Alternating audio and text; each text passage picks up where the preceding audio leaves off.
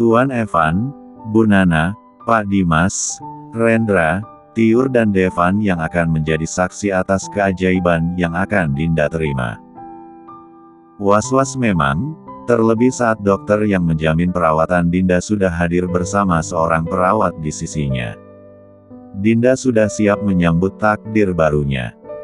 Apapun yang terjadi, mereka telah melakukan yang terbaik untuknya. Jadi meskipun hal terburuk terjadi, Dinda tak akan pernah merasa menyesal sedikitpun. Perlahan namun pasti, balitan perban itu dibuka dengan hati-hati. Dokter dengan telaten membersihkan cairan kimia di sekitar mata Dinda. Buka perlahan ya. Pelan-pelan saja, ucap dokter membimbing Dinda. Rasanya mata Dinda seperti merekat dengan hebat. Sedikit susah untuk membuka kembali kedua matanya itu. Kelopak mata itu perlahan terbuka, sedikit demi sedikit cahaya membias masuk ke dalam pupil matanya yang sudah setengah terbuka itu. Silau, itu yang pertama Dinda rasakan.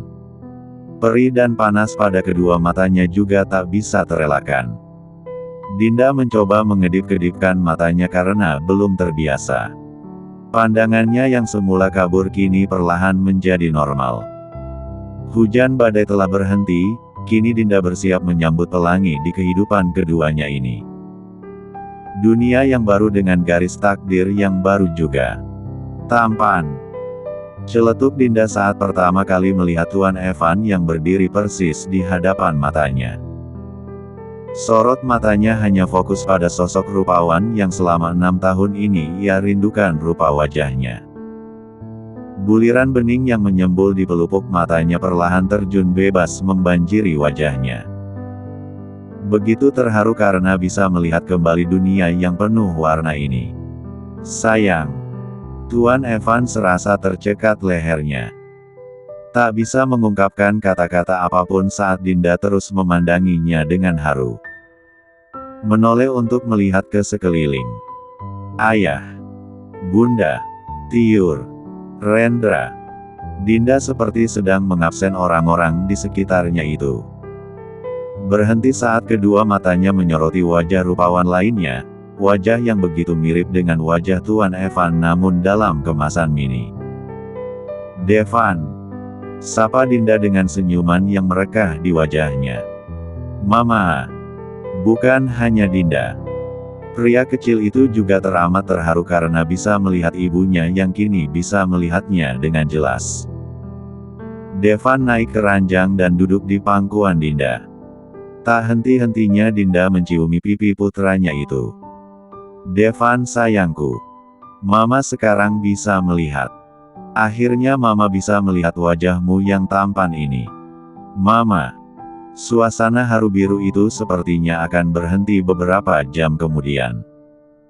Tuan Evan sangat bahagia, mengucapkan terima kasih sekali lagi pada dokter yang telah berhasil mengembalikan dunia milik istrinya. Syukurlah sayang. Kamu bisa melihat dunia lagi. Bunda turut bahagia untukmu. Ucap Bu Nana. Makasih Bunda. Ini semua juga berkat doa Bunda yang diijabah oleh Tuhan. Mama. Panggil Devan. Iya sayang. Devan senang banget, akhirnya Mama sekarang bisa lihat lagi. Jadi sekarang Mama bisa lihat dengan jelas bukan, kalau Devan ini lebih tampan dari Papa. Celetukan Devan tentu membuat telinga Tuan Evan panas.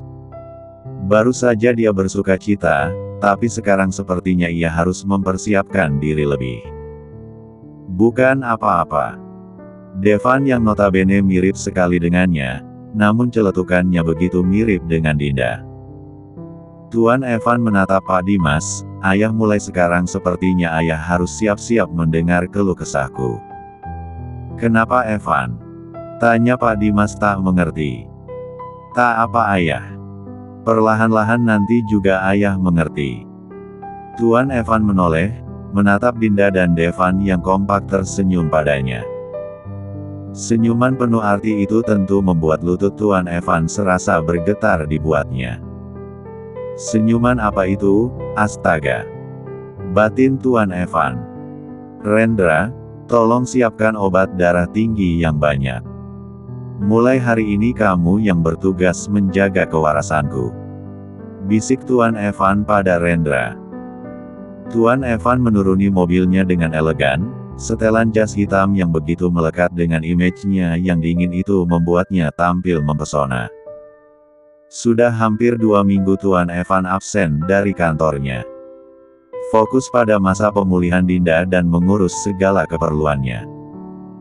Dia sama sekali tak keberatan, baginya melihat Dinda yang sudah berangsur normal kembali adalah obat dari segala lelah yang ia alami selama ini. Bahkan masuknya Tuan Evan ke kantor hari ini tak lepas dari paksaan Dinda. Sudah cukup lama Tuan Evan mengabaikan pekerjaannya, melihat Rendra yang harus bolak-balik kantor kediaman karena tak sepenuhnya mengerti pekerjaan Tuan Evan. Membuat Dinda bersikeras agar suaminya kembali ke rutinitasnya. Dirasa ia juga sudah terbiasa dengan dunia barunya itu. "Wi Ayang udah masuk Jen," bisik Tia ketika mendapati mata Jenny yang tak bisa lepas dari Tuan Evan yang tengah berjalan menuju ruangannya. Jenny tersenyum sembari memikirkan sesuatu. Mengambil bedak dan mengoleskan lipstik di bibirnya. "Gimana, sudah cantik belum?" tanya Jenny. Tia mengacungkan jempolnya selalu. "Oke deh, aku pergi dulu yes." Jenny beranjak dari tempat duduknya, mengibaskan rambut panjangnya dan bersiap untuk menebarkan pesona gadis cantik miliknya. Ketika hendak mengetuk pintu, secara kebetulan Rendra keluar dari ruangan Tuan Evan. Mas Rendra." "Pak Evan." Dia sedang tak ingin diganggu. Ada pekerjaan penting yang harus beliau kerjakan. Jenny nampak kecewa mendengar penuturan Rendra yang terdengar angkuh itu. "Oh, aku hanya ingin menawarkan kopi atau teh saja." Jenny ngotot ingin masuk, berusaha menggapai gagang pintu di samping Rendra. "Baf." Sengaja Rendra memukulkan buku yang ia bawa ke tangan wanita itu. "Ah, kau ini sakit tahu." Jenny mengadu seraya memegangi tangannya. "Kau punya telinga kan?" Tuan Evan hari ini moodnya tak terlalu bagus. Mendengar itu Jenny memilih pergi. Rendra tak mungkin berbohong perihal mood Tuan Evan. Dan semua karyawan di perusahaan itu tahu betul jika Tuan Evan sedang tak berada di mood terbaiknya. Lebih baik meneliti pekerjaannya berulang kali daripada membuat kesalahan kecil di hadapan Tuan Evan itu sendiri. "Padahal aku masih ingin bermanja-manja di rumah." Brak! Tuan Evan melemparkan sekotak pulpen dari laci mejanya. Kesal karena Dinda terus memaksanya untuk pergi bekerja. Padahal Dinda baru 3 hari di rumah. Bukankah sekarang waktu yang bagus untuk melepas rindu? Tapi awas kau Rendra. Tak ada yang tahu jika sebenarnya Rendra lah dalang di balik kasus pemaksaan Tuan Evan pergi bekerja. Dia sudah terlalu pusing menghandle perusahaan besar milik tuannya itu. Dengan kesulitan-kesulitan yang sukar untuk dipecahkan. Rendra memohon pada Dinda untuk membujuk Tuan Evan kembali bekerja. Sampai akhirnya sekarang Tuan Evan terpaksa masuk namun dalam mood yang sangat buruk. "Devan seneng banget deh, akhirnya ngerasain diantar sama mama," ucap Devan yang terus memeluk Dinda di sepanjang perjalanan menuju ke sekolahnya. Dinda sudah berpakaian rapi pagi ini. Ini pertama kalinya ia pergi mengantar Devan ke sekolah. Dengan setelan baju dan celana panjang, rambut panjang tergerai, sepatu kets dan make up tipis.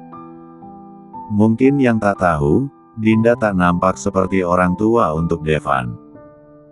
Bahkan tak terlihat di mana letak 30 tahun di wajahnya saat ini. Dengan riang Devan menggandeng tangan Dinda untuk masuk ke kelasnya. Gugup memang ketika mendapati banyak pasang mata yang menyorotinya kala datang dengan penampilan seperti itu.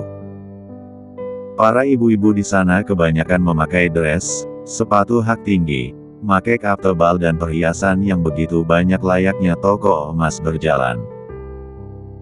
Dinda berlutut di hadapan Devan, berusaha merapikan penampilan putranya itu sebelum masuk ke kelasnya untuk belajar. Senyum sumringah terpancar dengan tulus dari wajah imut anak kecil itu. Tak henti-hentinya menatap Dinda dengan begitu bangga. "Mama cantik deh." "Kap." Devan mencium pipi Dinda dengan manis. "Devan belajar dulu ya Mama." Dinda dengan gemas mencubit hidung Devan. "Iya sayang. Yang pinter ya belajarnya. Mama tunggu di depan." Devan segera berlari masuk ketika gurunya memanggil. Sementara Dinda memutuskan untuk duduk di kursi tunggu yang memang khusus dipersiapkan untuk wali murid yang mengantar. "Hai, Mama Devanya," sapa seorang wanita yang pindah tempat duduknya ke samping Dinda. Dengan ramah Dinda membalas sapaan wanita itu. "Iya, saya mamanya Devan." "Wah, ini pertama kali loh saya lihat Devan diantar mamanya. Ternyata mamanya masih sangat muda ya. Atau apa?" Dinda begitu penasaran dengan pernyataan yang tiba-tiba terpotong itu. "Maaf ya. Atau Anda Mama?" sambung Devan. Dinda terkekeh tak bisa menyembunyikan tawanya. "Bukan Mbak, saya mama kandungnya kok. Dan usia juga sudah 30 tahun. Wanita itu seakan tak percaya dengan penglihatannya, tapi Mama Devan kelihatan seperti baru awal 20 tahunan loh. Bisa aja jadi malu. Dinda tersipu sembari menutupi wajahnya yang mungkin memerah dibuatnya. Wanita itu menjulurkan tangannya untuk menunjukkan keramahannya. "Perkenalkan saya Indri, mamanya Reyhan." "Saya Dinda." "Dinda ya. Iya Mbak." "Oh mamanya ya, kirain saya mah selingkuhan papanya Devan." Celetuk salah satu wanita yang duduk berseberangan dengan Dinda. Dinda tak menanggapi, hanya merasa bingung dengan sikap wanita itu. Seperti tak suka dengan keberadaan Dinda sekarang. "Jangan didengerin Din. Dia memang seperti itu orangnya," bisik Indri. Dinda menatap Indri bingung, siapa dia sih? "Dia Bu Galuh. Mamanya Dino." "Mama Dino." Dinda menjadi teringat perihal putranya menangis saat pulang sekolah kala itu. "Oh jadi dia ya. Dia kenapa Din?" tanya Indri. "Nggak apa-apa Indri. Cuma nemu target aja." "Oh." Indri mengangguk namun sebenarnya ia tak begitu paham dengan apa yang dikatakan oleh Dinda. Dinda menatap Galuh dengan begitu lekat. Memperhatikan penampilannya yang terkesan berlebihan. "Duh baru lagi jeng," tutur wanita di sebelah Galuh yang diketahui bernama Asri. "Iya dong. Suamiku yang beliin. Ini berlian asli loh. 300 juta say," ucap Galuh dengan bangga menunjukkan gelang di pergelangan tangannya. "Wah seneng ia punya suami kaya. Bisa gonta-ganti perhiasan terus. Tinggal tunjuk aja, besoknya udah ada di tangan." "Iyalah, Nyonya Bagaskara emang sudah sepatutnya begini. Mewah dan berkelas." PVTTT. Dinda seakan tak bisa menahan tawanya. "Maaf, apa itu terdengar lucu?" tegur Galuh yang tak terima dengan kelakuan Dinda. Maaf, aku sengaja," ucap Dinda dengan pipi yang mengembung karena masih menahan tawanya. Galuh menatap Dinda sinis, berbisik pada Asri yang juga menatap tak suka ke arah Dinda. Indri tentu tahu apa yang tengah mereka dua pikirkan. Dari cara mereka menatap Dinda, ia tahu betul jika Dinda akan menjadi target mereka selanjutnya setelah Yuni. Yuni sendiri adalah ibu dari salah satu siswa juga. Dia yang tak tahan dengan cemoohan Galuh dan kawan-kawannya menyerah, lebih memilih memindahkan sekolah anaknya dibanding harus mendengarkan hinaan dari wanita itu. "Ahua!" terdengar jeritan seorang anak ketika jam istirahat tiba. Sontak para wali murid mengecek tentang siapa yang menangis itu. "Sayang, kamu kenapa?" Ternyata itu adalah Dino, anak dari wanita yang bernama Galuh. Terlihat Dino menangis jejeritan sembari menghentak-hentakkan kakinya. Menunjuk-nunjuk Devan yang tengah bermain sendiri dengan mobil-mobilan di tangannya. "Devan nakal, Ma." Dinda tak bergeming, hanya memperhatikan saja apa yang akan Galuh lakukan pada putranya itu. "Devan, kembalikan mobil-mobilan itu," ucap Galuh dengan nada yang cukup tinggi. Indri mencolek Dinda, namun ia hanya tersenyum sembari berbisik untuk tak khawatir sekarang. Semua ada dalam pengawasan Dinda. Terlihat juga seorang guru mendekati Dino yang terus menangis. Keinginan untuk menguasai mainan yang tengah dimainkan Devan belum terpenuhi, jadi satu-satunya cara agar Devan mau melepaskan mainan itu, pikirnya harus menangis sekencang dan selama mungkin. Galuh beranjak, merebut mobil-mobilan di tangan Devan kemudian menyerahkannya pada putranya. Dinda tersenyum sinis, berjalan dengan santai dan balas merebut mobil-mobilan yang kini tengah dimainkan Dino. "Ma, Hua." Dinda sama sekali tak tergerak hatinya. Tentu saja ia akan memberikan mainan itu pada anaknya dibanding anak orang lain. "Apa kau buta? Putraku tengah memainkannya," teriak Galuh. Dinda hanya diam, lebih memilih menemani Devan yang tengah asyik bermain itu. "Selain buta apa kau tuli? Pantas saja anakmu jadi urak-urakan tak tahu sopan santun." Ternyata itu ajaran ibunya. Pantaslah Devan tak punya teman bermain. Lihat dia saja egois dan sombong. Ingin menguasai semua mainan di kelas ini. Anak yang tak tahu aturan sepertinya mau jadi apa kelak. Ibu mana yang akan diam jika anaknya dihina? Begitupun dengan Dinda. Dia membelai lembut kepala Devan kemudian berdiri dan berjalan mendekat ke arah Galuh yang sedari tadi menatap tajam padanya. Dinda menyilangkan kedua tangannya di dada. Tersenyum menyeringai memperhatikan penampilan Galuh sebelum melontarkan kata-katanya. "Sekolah ini bagus sih, cuma kurang satu. Kurang cermin yang besar untuk orang yang tak tahu batasan," tutur Dinda sembari terus menatap Galuh. "Apa maksudmu?" "Aku tak bermaksud apa-apa, hanya gatal saja. Rasanya sudah lama sekali tanganku ini tak menamparkan pipi seseorang." "Kau, apa? Jangan kira aku takut padamu, Tante. Putraku bersikap seperti itu tentu tak jadi masalah. Mainan itu miliknya. Daripada anak orang lain yang dengan sengaja menarik perhatian dan menyudutkan temannya karena tak mau meminjamkan mainan untuknya. Aku jadi berpikir, apa ibunya tak sanggup membelikan mainan yang tergolong murah itu? Sayang sekali bukan, padahal penampilan ibunya bak toko emas berjalan. Tapi membahagiakan putranya saja hitung-hitungan. Beraninya kau memanggilku Tante." Galuh tak terima dengan pernyataan Dinda yang balik menyerangnya. "Lalu panggilan apa yang pantas untukmu? Apa kau tak sadar jika wajahmu itu sudah seperti nenek-nenek?" Norak sekali.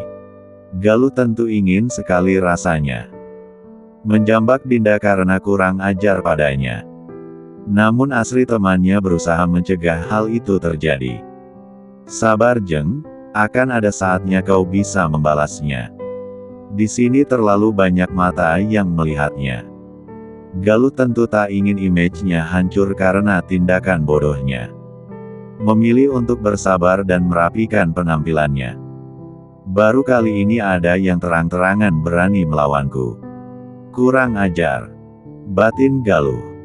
Besok Devan diundang ulang tahun Kaira," tutur Devan saat tengah berada di perjalanan pulang.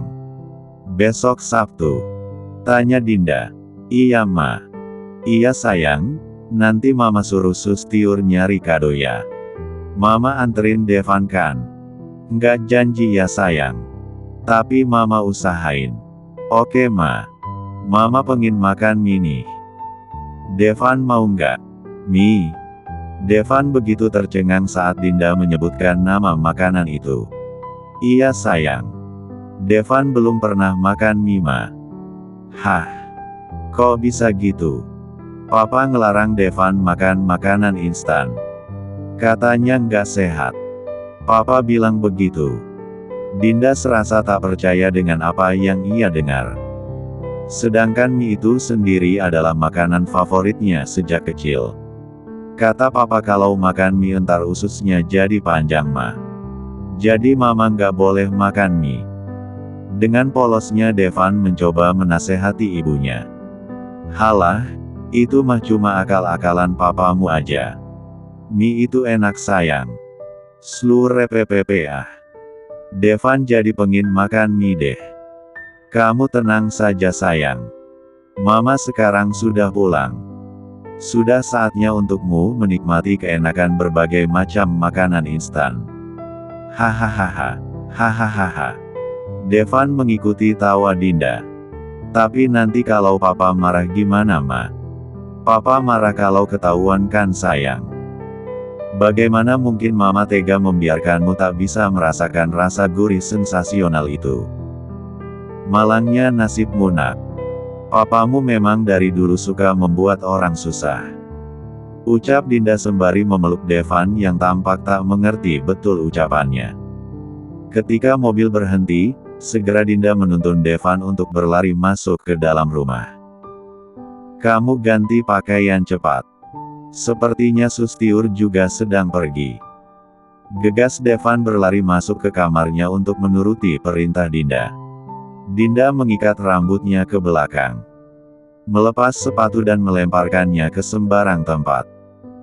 Kemudian melenggang dengan riang masuk ke dalam dapur dan meletakkan sekantung plastik mie yang ia beli di perjalanan pulang tadi. Akhirnya setelah sekian lama, aku ingin mie yang sangat pedas. Dengan riang Dinda menyalakan kompor, memasak mie untuknya dan juga anaknya.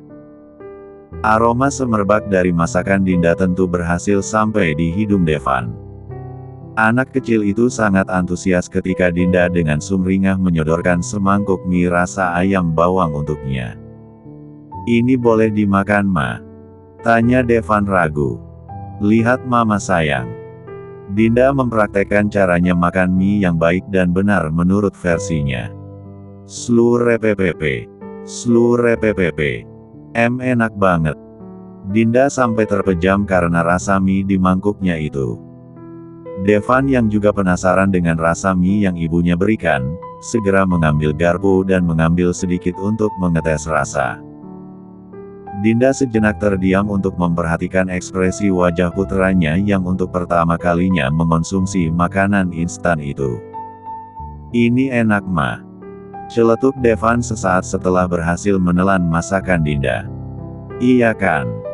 Mama juga bilang apa? Memang yang tak sehat di dunia ini itu enak. Hehehe. Dinda membelai kepala Devan karena melihat dengan lahapnya semangkuk mie itu ia habiskan. Kau memang anakku. Hahaha. Dinda dan Devan bercengkerama dengan begitu manis.